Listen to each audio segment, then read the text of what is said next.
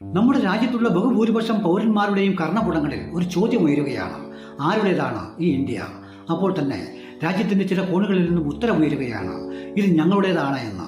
ഇതിൽ നിങ്ങളുടെ അഭിപ്രായം എന്ത് എന്നുള്ളതാണ് എൻ്റെ ചോദ്യം. ഞാൻ അവരോട് ചോദിച്ചു, ആരാണ് ഈ ഞങ്ങൾ? അപ്പോൾ അവർ പറയുന്നു, ഞങ്ങൾ ഹിന്ദുത്വം. എന്താണ് ഹിന്ദുത്വം? അതിനവർക്ക് ഉത്തരമില്ല. ഉത്തരം ഞാൻ പറയാം. ഹിന്ദുത്വം എന്നുള്ളത് രാജ്യത്തെ ജനങ്ങളെ മതപരമായി വേർതിരിക്കുന്നതിനുള്ള ഒരു വർഗീയ അജണ്ടയുടെ പേരാണ് ഹിന്ദുത്വം. അപ്പോൾ ഹിന്ദുവോ? ഹിന്ദു എന്നുള്ളത് ഒരു മതത്തിന്റെ പേരുമാണ്. അത് രൂപപ്പെട്ടതാകട്ടെ സിന്ധു നദിയുടെ സംസ്കാരവുമായി ബന്ധപ്പെട്ടാണ് താനും.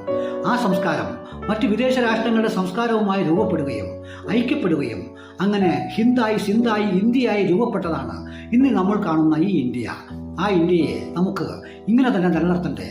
അതെയോ ഹിന്ദുക്കളെന്നും മുസ്ലിങ്ങളെന്നും ക്രിസ്ത്യാനികളെന്നും പരസ്പരം വാശി പിടിച്ച് തമ്മിൽ തല്ലുണ്ടാക്കി ചിഹ്നിച്ചിതറി നമ്മുടെ രാജ്യത്തെ ഛിന്നഭിന്നമാക്കണമോ? അതെയോ നമ്മൾ ഒന്നിച്ചു നിൽക്കണമോ? നമ്മൾ തീരുമാനിക്കണം.